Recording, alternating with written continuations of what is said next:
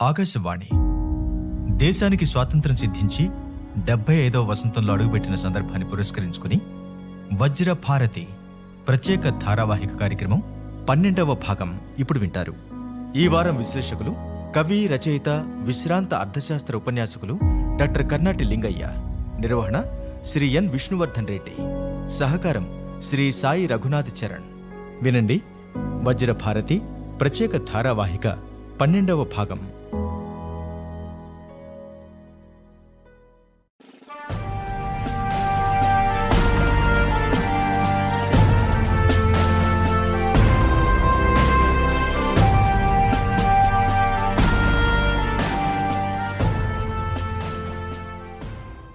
శ్రోతలకు నమస్కారం. వజ్ర భారతి ధారావాహిక కార్యక్రమం 12వ సంచికకు స్వాగతం.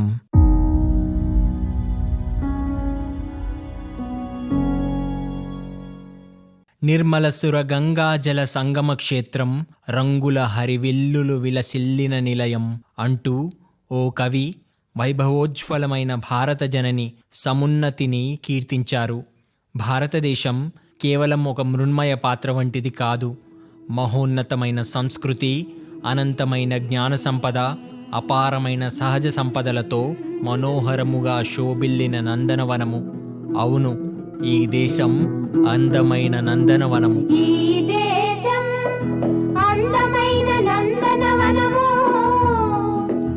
ఈ దేశం వన్నెలొలుకు బృందావనం.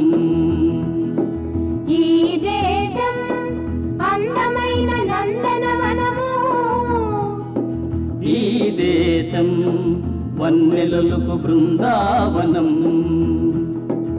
ఈ దేశం అందమైన నందనవనము.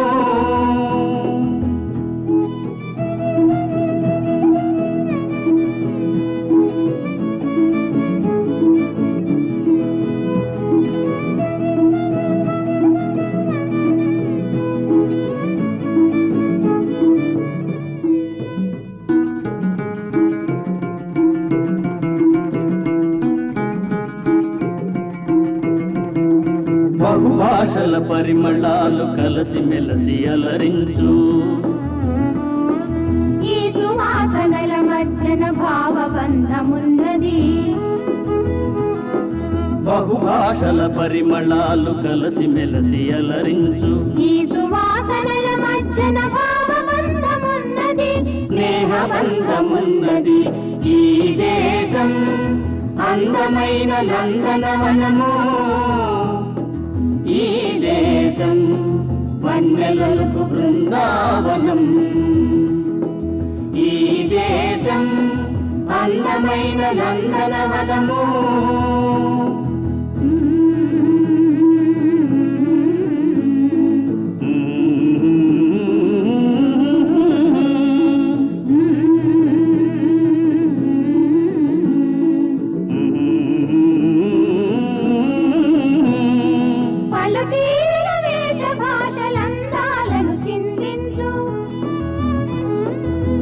వివిధతలోన నొక్క రాగబంధమున్నది.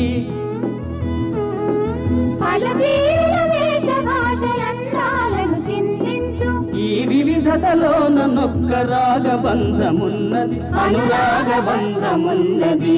ఈ దేశం అందమైన నందనవనము. ఈ దేశం వన్నెలొలుకు బృందావనం. ఈ దేశం అందమైన నందనవనము.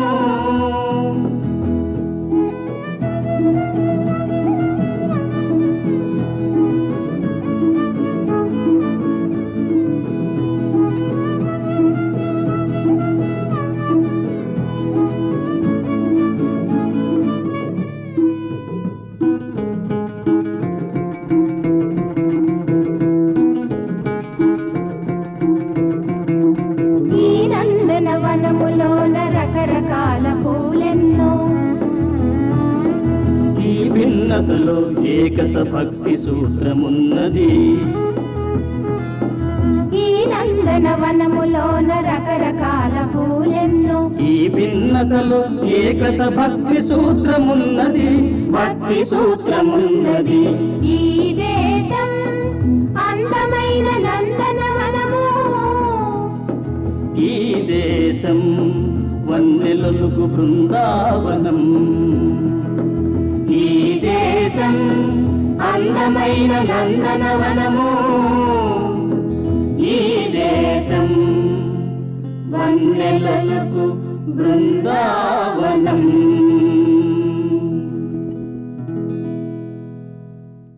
ప్రముఖ బ్రిటిష్ ఆర్థికవేత్త యాంగస్ మ్యాడిసన్ అధ్యయనం ప్రకారం 1500 సంవత్సరంలో ప్రపంచ ఆర్థిక వ్యవస్థలో భారతదేశం వాటా 24.4%.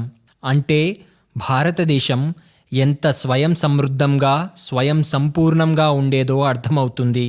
ప్రపంచంలోని వివిధ దేశాలు మన సంపద వైపు ఆకర్షితులై వాణిజ్యం పేరుతో అడుగుపెట్టి అనంతర కాలంలో ఇక్కడ స్థావరాలు ఏర్పరచుకొని రాజకీయంగా మనల్ని శాసించే శక్తులుగా ఎదిగాయి.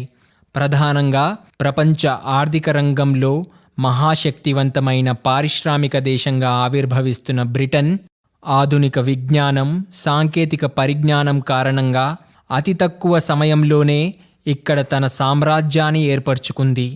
భారత ఆర్థిక వ్యవస్థను బ్రిటిష్ ఆర్థిక వ్యవస్థకు ఆధీనం చేయడమే లక్ష్యంగా, బ్రిటిష్ పెట్టుబడిదారీ వర్గ శ్రేయస్సే ధ్యేయంగా మన ఆర్థిక వ్యవస్థను చిన్నాభిన్నం చేసి బ్రిటిష్ మహానగరాలకు ఆహార పదార్థాల, ముడి సరుకుల సరఫరాదారుగాను, పారిశ్రామిక వాడల్లోని ఉత్పత్తిదారులకు విపణి కేంద్రంగాను భారతదేశాన్ని మార్చారు.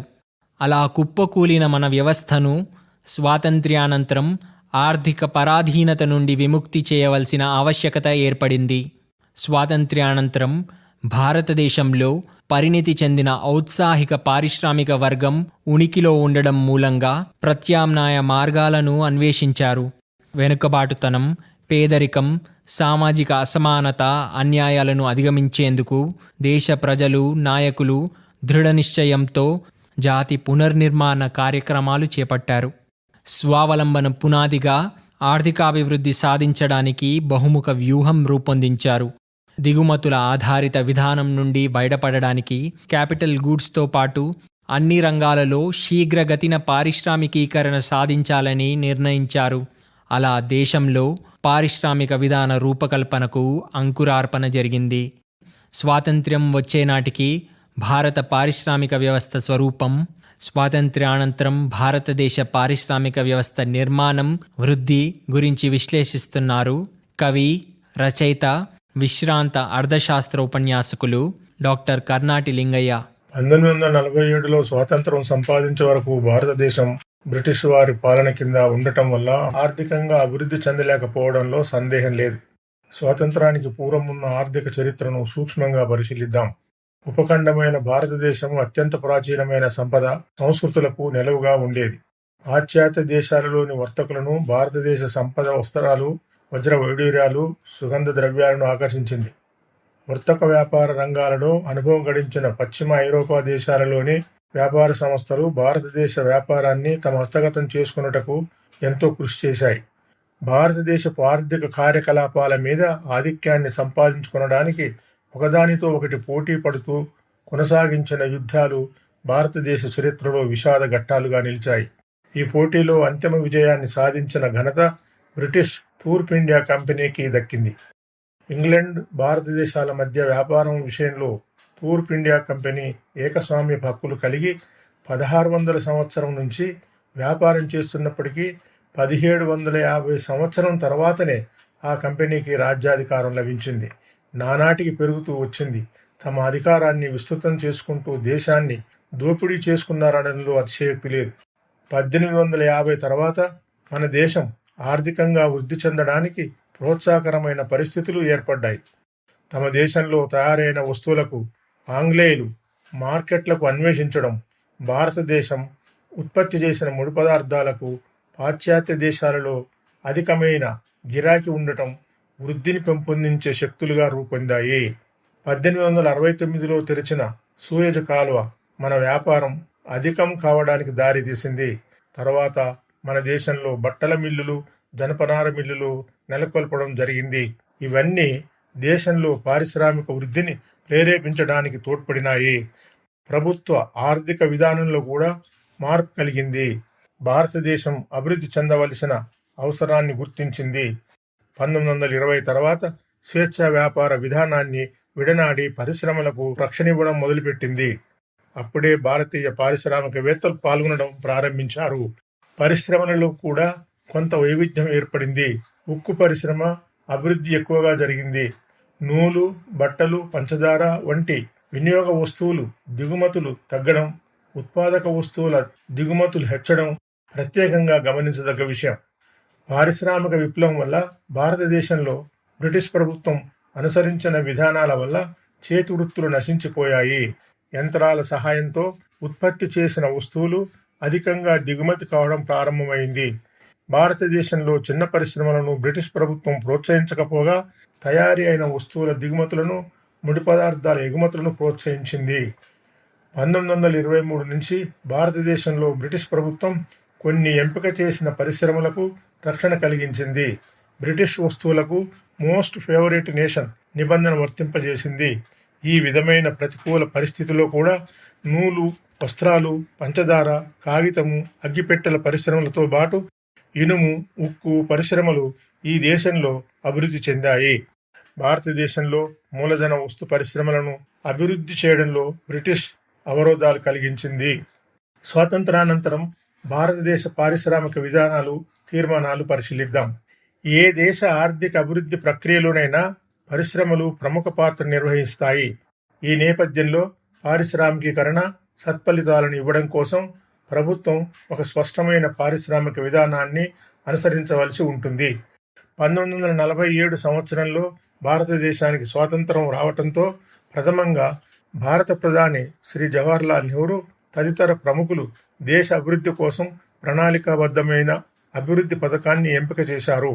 వారు పారిశ్రామికంగా అభివృద్ధి ప్రాధాన్యతను గుర్తించి కావలసిన చర్యలు ప్రారంభించారు. వాటి ఫలితమే 1948 సంవత్సరం పారిశ్రామిక తీర్మానం. మిశ్రమ ఆర్థిక వ్యవస్థకు అనుకూలంగా 1948 సంవత్సరం ఏప్రిల్ 6వ తేదీన భారత ప్రభుత్వం సమగ్రమైన క్రమబద్ధమైన పారిశ్రామిక విధాన తీర్మానాన్ని ప్రకటించింది. ఈ తీర్మానంలో పబ్లిక్, ప్రైవేట్ రంగాల పాత్రలను స్పష్టంగా తెలియపరచడం జరిగింది. ప్రైవేట్ రంగాన్ని పారిశ్రామికీకరణకు వీలుగా ఉండేలా ప్రభుత్వం కొంత క్రమబద్ధం నియంత్రణ చేయతలపెట్టింది. వాటిని ప్రణాళికాయుతంగా అమలు చేయాలని నిర్ణయించింది.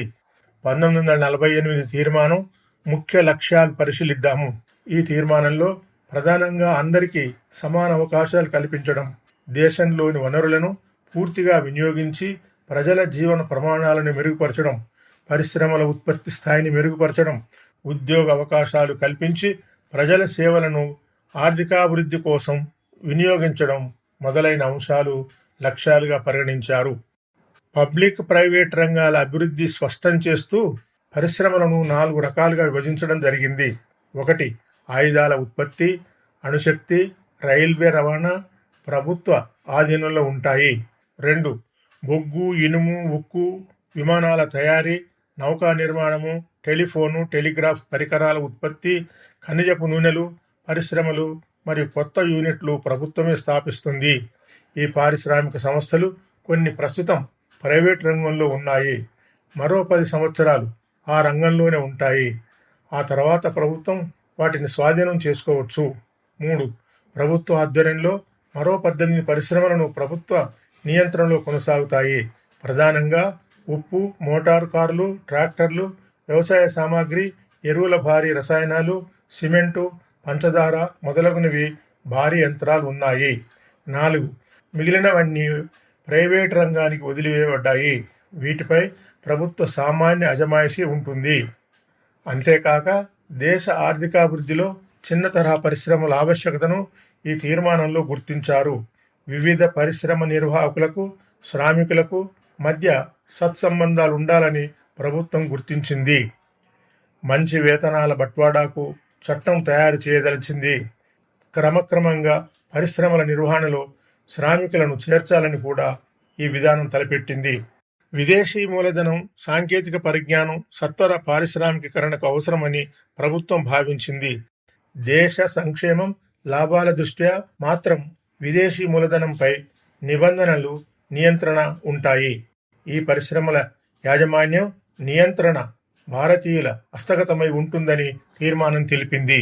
1948 సంవత్సరం తర్వాత సంభవించిన అనేక పరిణామాల దృష్ట్యా 10 సంవత్సరాల లోపుగానే మరో పారిశ్రామిక విధాన తీర్మానాన్ని ఏప్రిల్ 30, 1956 సంవత్సరంలో ప్రభుత్వం ప్రకటించింది. దీని ముఖ్య కారణాలను తెలుసుకుందాం. ఆర్థిక అభివృద్ధి చేయడం, ప్రభుత్వ రంగాన్ని విస్తరించడం, భారీ యంత్ర నిర్మాణ పరిశ్రమలను అభివృద్ధి చేయడం, ఉద్యోగ అవకాశాలు పెంచడం, గ్రామాలలో పరిశ్రమలు స్థాపించి వారి జీవనోపాధి కల్పించడం, అభివృద్ధి కోసం సహకార సంఘాన్ని నిర్మించి వనరులను సమర్థవంతంగా వినియోగించాలని తీర్మానం చేశారు. అనుకూలమైన వాతావరణంలో పారిశ్రామికీకరణ, భారీ మౌలిక పరిశ్రమల స్థాపన జరగాలని నిర్ణయించారు. 1956 తీర్మానంలో చేసిన పరిశ్రమల వర్గీకరణ ఇలా ఉంది. పరిశ్రమలను 3 వర్గాలుగా విభజించారు. మొదటి జాబితాలో 17 పరిశ్రమలున్నాయి. ఈ పరిశ్రమలను అభివృద్ధి చేయడం కేవలం ప్రభుత్వ బాధ్యత. రెండవ జాబితాలో మిశ్రమ విధానం ఉంటుంది. ఇందులో 12 పరిశ్రమలు ఉంటాయి. క్రమేపీ ప్రభుత్వ ఆధిపత్యం వీటిపై పెరుగుతూ ఉంటుంది. మూడవ జాబితాలో 2 జాబితాలలో పేర్కొనని పరిశ్రమలున్నాయి. వాటిని ప్రైవేట్ రంగంలో ఏర్పాటు చేసుకోవడానికి అనుమతిస్తారు. 1956 తీర్మానంలో ప్రణాళిక లక్ష్యమైన సామ్యవాద సమాజ స్థాపనకు, ఆర్థిక పురోభివృద్ధికి కావలసిన భారీ పరిశ్రమల స్థాపనకు ఈ తీర్మానం దోహదం చేసింది. పారిశ్రామికీకరణలో ప్రభుత్వ రంగానికి అద్వితీయమైన పాత్ర కల్పించింది. ఈ తీర్మానంలో ఎన్నో సుగుణాలున్నప్పటికీ విమర్శలకు కూడా గురైంది. ఆర్థిక వ్యవస్థ, ద్రవ్య వనరుల కొరతను ఎదుర్కోవడం జరిగింది. ఈ తీర్మానం అమలు జరిపితే ఇప్పటికే ద్రవ్య పరిపాలనా వనరులు చాలిచాలని స్థితిలో బాధపడుతున్న ఆర్థిక వ్యవస్థపై మరింత బాధ్యత మోపడం అవుతుందని వరల్డ్ బ్యాంక్ అధ్యక్షుడు యూలిస్ బ్లాక్ వ్యాఖ్యానించాడు. పారిశ్రామికీకరణలో ప్రభుత్వం ప్రైవేటు పాత్రను, వాటి మధ్య ఉండవలసిన సహకారాన్ని విపులంగా తెలిపింది. 1956 పారిశ్రామిక తీర్మానం తర్వాత 1977, 1980, 1991 సంవత్సరాలలో పారిశ్రామిక తీర్మానాలను ప్రకటించింది. ఈ తీర్మానాల ద్వారా ప్రభుత్వం 1956 తీర్మానానికి కొన్ని సవరణలు చేసింది. ప్రధానంగా అవి పారిశ్రామిక లైసెన్సింగ్ విధానానికి సంబంధించినవి. 1977లో కేంద్రంలో ఏర్పడిన జనతా ప్రభుత్వం డిసెంబర్ 23, 1977న కొత్త పారిశ్రామిక ఆర్థిక విధానాన్ని ప్రకటించింది. చిన్న పరిశ్రమల అభివృద్ధికి, చిన్న పట్టణాలు, గ్రామాలకు చిన్న పరిశ్రమల రంగాన్ని విస్తరింపచేయడానికి ఈ విధానం ప్రాధాన్యతనిచ్చింది. ఈ విధానం సూక్ష్మ, కుటీర మరియు చిన్న పరిశ్రమలకు ప్రాముఖ్యతనిచ్చింది. తిరిగి అధికారంలోకి వచ్చిన కాంగ్రెస్ ప్రభుత్వం 1980 జూలై 3న కొత్త పారిశ్రామిక విధానాన్ని ప్రకటించింది. ఈ తీర్మానం 1956 తీర్మానం పరిధికి లోబడే కొన్ని మార్పులు ప్రకటించి కొన్ని సరళీకరణ చర్యలు తీసుకోబడ్డాయి. 28 రకాల పరిశ్రమలను, 82 రకాల మందులను లైసెన్స్ పద్ధతి నుండి మినహాయించడం జరిగింది. ఎంఆర్టీపీ చట్ట పరిధిలోని సంస్థల విషయంలో అనేక నిబంధనలు సడలించబడ్డాయి. ఎంఆర్టీపీ చట్టం క్రిందికి వచ్చే సంస్థల ఆస్తుల పరిమితి 20 కోట్ల నుంచి 100 కోట్ల రూపాయల వరకు పెంచింది. 1984లో లైసెన్సుల విస్తృత ఏకీకరణ పథకం ప్రవేశపెట్టింది. ఇవి కాక అనేక చర్యలు తీసుకోబడ్డాయి. తర్వాత పారిశ్రామిక విధానం 1991 గురించి తెలుసుకుందాం. 1980 సంవత్సరం తర్వాత సంభవించిన జాతీయ, అంతర్జాతీయ ఆర్థిక వ్యవస్థలో అనేక మార్పుల నేపథ్యంలో 1991 జూలై 24న శ్రీ పివి నరసింహారావు ప్రధాన మంత్రిత్వంలో భారత ప్రభుత్వం నాటి ఆర్థిక మంత్రి డాక్టర్ మన్మోహన్ సింగ్ రూపకర్తగా పార్లమెంటులో ఒక నూతన పారిశ్రామిక విధానాన్ని ప్రకటించింది. ఈ నూతన పారిశ్రామిక విధాన లక్ష్యాలు పారిశ్రామిక రంగానికి చట్టపరమైన, పాలనాపరమైన నియంత్రణల నుండి విముక్తి కలిగించటం. 2. భారత ఆర్థిక రంగాన్ని ప్రపంచ ఆర్థిక వ్యవస్థతో సమైక్యపరచడం. 3. ఉత్పాదక సామర్థ్యంలో, ఉద్యోగితలో స్థిరత్వం సాధించడం. 4. అంతర్జాతీయ పోటీ సామర్థ్యాన్ని సాధించడం. 5. పారిశ్రామిక వ్యవస్థలో బలహీనతలను, వక్రీకరణను సరిదిద్దడం ఈ విధానపు లక్ష్యాలు. తదుపరి పారిశ్రామిక విధాన పరిధిని కూడా పరిశీలిద్దాం. 1. సరళీకరణ. ప్రభుత్వము నియంత్రిత కేంద్రీకృత ఆర్థిక వ్యవస్థకు స్వేచ్ఛను కల్పించడాన్ని సరళీకరణ అంటారు. అంటే ప్రభుత్వం లైసెన్సులు, పెట్టుబడి లాంటి విషయాలలో సరళీకరణ వైపు మొగ్గు చూపింది. ఈ సంస్కరణ కాలంలో భాగంగా సరళీకరణ విధానం ద్వారా 18 పరిశ్రమలు మినహా మిగతా వాటికి లైసెన్సు లేకుండా చూశారు. 2. ప్రైవేటీకరణ. ఆర్థిక నిర్వహణ వ్యవస్థలో ప్రైవేట్ రంగానికి ఎక్కువ ప్రాధాన్యత మరియు స్వేచ్ఛ ఉంటుంది. ఇకపై జాతీయకరణ ఉండదు. రక్షణ, రైల్వే వంటి కొన్ని మినహా అన్ని రంగాలలో ప్రైవేటీకరణ ప్రోత్సహించబడుతుంది. 3. ప్రపంచీకరణ. ఈ విధానంలో సమూలమైన మార్పులు చేసి భారతీయుల పరిశ్రమల సామర్థ్యాన్ని పెంచి ప్రపంచ దేశాలతో పోటీపడే విధంగా ఉండాలని నిర్ణయించారు. ఈ తీర్మానంలో ప్రైవేటీకరణ ప్రక్రియకు పెద్దపీట వేసి 5% విదేశీ పెట్టుబడిని అనుమతించారు. తీర్మానం కొన్ని విమర్శలకు కూడా గురైంది. 1. నిరుద్యోగ నిర్మూలనకు హామీ ఇవ్వలేదు. 2. విదేశీ మూలధనాన్ని ఆహ్వానిస్తే మన ఆర్థిక సార్వభౌమత్వం దెబ్బతినడం జరుగుతుంది. 3. మూలధన పలాయనం జరిగే సమయంలో ఆర్థిక సంక్షోభం కూడా జరగవచ్చు. ఇందులో ప్రభుత్వం తగు చర్యలు తీసుకోవాలి. తదుపరి భారతదేశ పారిశ్రామిక విధానంలో నెలకొన్న ఇటీవల పరిణామాలు. 1. జాతీయ తయారీ విధానం, నేషనల్ మ్యానుఫ్యాక్చరింగ్ పాలసీ. దీనిని 2011 నవంబర్ 4న ప్రకటించారు. భారతదేశంలో ఎక్కువ వృద్ధి కేవలం సేవల రంగంలో కనిపిస్తుంది. దేశ జీడిపిలో మ్యానుఫ్యాక్చరింగ్ రంగము అందించే వాటా 16% మాత్రమే. ఇది పారిశ్రామిక రంగం బలహీనతను తెలియజేస్తుంది. ఈ బలహీనతను సరిదిద్దుకోవాలనే ఉద్దేశంతో ఈ విధానాన్ని రూపొందించడం జరిగింది. ఈ రంగంలో జీడిపిలో 16% నుండి 2022 నాటికి 25% పెంచడం మరియు 100 మిలియన్ల మందికి ఉపాధి కల్పించడం జరుగుతుంది. పట్టణ పేదలకు, గ్రామీణ వలసదారులకు నైపుణ్యాలు కలగజేయడం భారతీయ తయారీ రంగం యొక్క అంతర్జాతీయ పోటీతత్వాన్ని పెంచడం జరుగుతుంది. ఈ లక్ష్యాల సాధన కొరకు కేంద్ర ప్రభుత్వం national investment and manufacturing Jones ని ఏర్పాటు చేసింది. అవి ప్రపంచ స్థాయి పారిశ్రామిక అవస్థాపన సదుపాయాలు కల్పించుటకు, పరిశ్రమలు అభివృద్ధికి ఉద్దేశించబడింది. మౌలిక వసతుల కల్పనలో కేంద్రము మరియు రాష్ట్రాలు పాలు పంచుకుంటాయి. 2. భారతదేశంలో ఇతర దేశాల వస్తు తయారీ, మేక్ ఇన్ ఇండియా.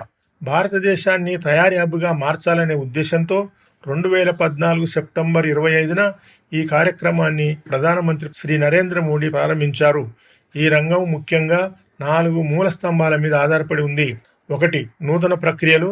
2. నూతన అవస్థాపన. 3. నూతన రంగాలు. 4. నూతన వైఖరి ఆలోచన విధానము. దేశ విదేశ సంస్థలు తమ ఉత్పత్తులను భారతదేశంలోనే ఉత్పత్తి చేయుటకు తయారీ విధానం ప్రోత్సహిస్తుంది. ఈ విధానంలో రక్షణ రంగంలోనూ, రైల్వే మౌలిక వసతుల కల్పనలోనూ విదేశీ ప్రత్యక్ష పెట్టుబడులను పెంచుటకు అనుమతినిచ్చింది. దేశంలో ఉద్యమిత్వాన్ని ప్రోత్సహించడానికి స్టార్టప్ ఇండియా, స్టాండప్ ఇండియా కార్యక్రమాలను ప్రకటించింది. 2015 ఆగస్టులో ఇండియా ఆస్పిరేషన్ ఫండ్ నెలకొల్పింది. Make in India loan for small enterprises ను SIDBI నెలకొల్పింది. 2015 ఏప్రిల్ 8న micro unit development refinance agency Mudra బ్యాంకును స్థాపించింది. చివరగా భారతదేశంలో పారిశ్రామిక విధానం అనేక దశలలో అవసరాలను బట్టి మార్పు చెందుతూ వచ్చింది. దేశాన్ని పారిశ్రామికంగా అభివృద్ధి చేయడానికి ఈ విధానాలు, కార్యక్రమాలు చాలా వరకు దోహదపడుతున్నాయి. వీటి అమలులో ఏర్పడుతున్న సమస్యలు, వెలికొస్తున్న లోపాలు మొదలైన వాటిని ఎప్పటికప్పుడు సమీక్షించి పరిష్కార చర్యలు తీసుకోవలసిన అవసరం ఎంతైనా ఉంది. అందులో భాగంగా దిగుమతులపై ఆధారపడటాన్ని తగ్గించి ఎగుమతులను ప్రోత్సహించడం, అలాగే దేశంలో యువతకు ఎక్కువ ఉపాధి అవకాశాలు సృష్టించడము, ప్రజల ఆశయాన్ని పెంచి కొనుగోలు శక్తిని పెంచటం జరుగుతుంది. మేరా భారత్ మహాన్. జై హింద్.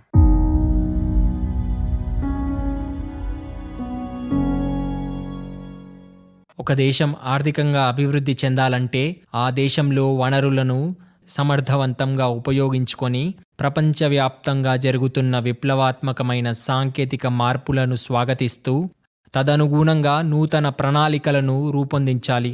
ప్రజలంతా ఐకమత్యంతో కృషి చేస్తే అన్ని రంగాల్లోనూ విజయం సాధించి ఆకాశమంతా నిండిన సూర్యోదయంలా దేశం ప్రకాశిస్తుంది. కళ్ళు తెరచి చూడండి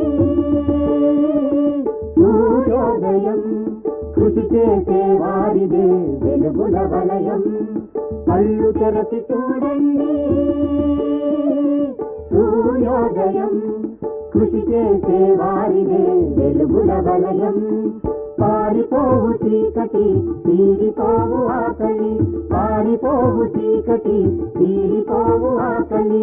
ఎక్కడైనా ఎప్పుడైనా కలుగును విజయం, కలుగును విజయం. కళ్ళు తెరచి చూడండి సూర్యోదయం, కృషి చేసే వారిదే వెలుగుల వలయం. కళ్ళు తెరచి చూడండి సూర్యోదయం.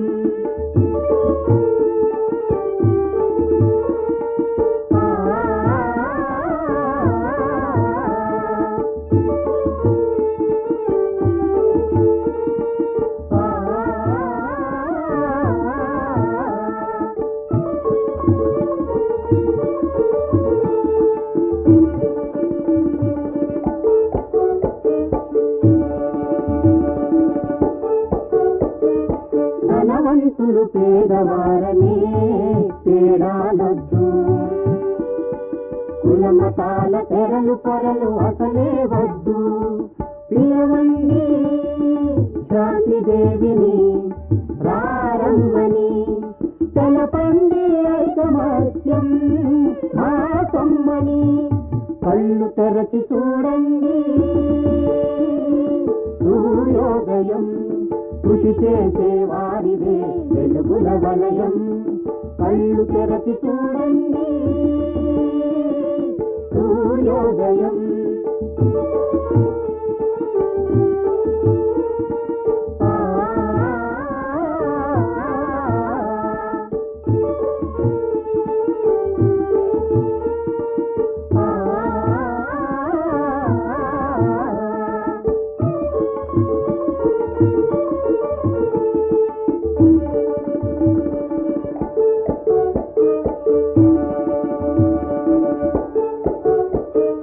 కొలవండి జ్ఞాన శక్తికి కోవెల కట్టి, పలు భాషల దీపకాంతులే హారతి పట్టి. తరమండి స్వార్థభావం కోపమ్మని, పాడండి జాతి సంస్కృతి జుమ్ జుమ్మని. కళ్ళు తెరచి చూడండి సూర్యోదయం, కృషి చేసే వారిదే వెలుగుల వలయం. పారిపోవు చీకటి తీరిపోవు ఆకలి, ఎక్కడైనా ఎప్పుడైనా కలుగును విజయం, కలుగును విజయం. కళ్ళు తెరచి చూడండి సూర్యోదయం, కృషి చేసే వారిదే వెలుగుల వలయం. కళ్ళు తెరచి చూడండి సూర్యోదయం. వజ్రభారతి ప్రత్యేక ధారావాహిక కార్యక్రమంలో భారతీయ సంస్కృతి, సంప్రదాయం, ఆచారం, చారిత్రక ఔన్నత్యంతో పాటు ఆర్థిక, సామాజిక, శాస్త్ర, సాంకేతిక రంగాలలో దేశం సాధించిన అభివృద్ధిపై నిష్ణాతులైన విశ్లేషకుల విశేష ప్రసంగాలతో ఈ అమృత మహోత్సవాలను ఆస్వాదించండి.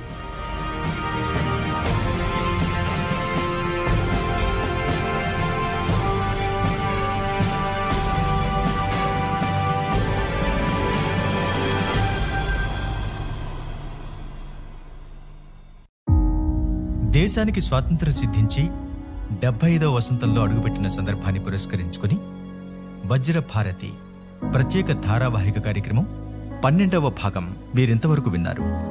ఈ వారం విశ్లేషకులు కవి, రచయిత, విశ్రాంత అర్థశాస్త్ర ఉపన్యాసకులు డాక్టర్ కర్నాటి లింగయ్య. నిర్వహణ శ్రీ ఎన్ విష్ణువర్ధన్ రెడ్డి. సహకారం శ్రీ సాయి రఘునాథ్ చరణ్. ఈ కార్యక్రమం ఆకాశవాణి హైదరాబాద్ కేంద్ర సమర్పణ.